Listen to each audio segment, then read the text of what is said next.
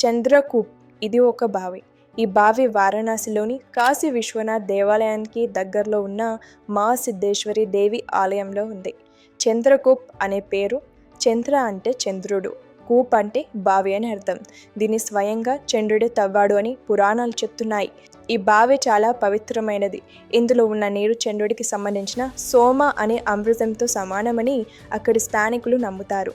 చంద్రుడికి ఉన్న శాపం వల్ల ఈ బావిలోని నీటితో స్నానం చేసి శివుణ్ణి పూజించేవాడు.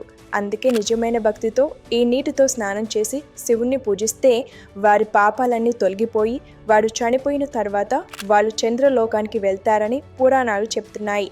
అయితే ఈ బావిలోకి తొంగి చూసిన వారికి వారి ప్రతిబింబం కనుక కనిపించకపోతే వారు ఇంకొక 6 నెలల్లో చనిపోతారని నమ్ముతారు. ఇంతకీ ఈ బావిని చంద్రుడు ఎందుకు తవ్వాడు?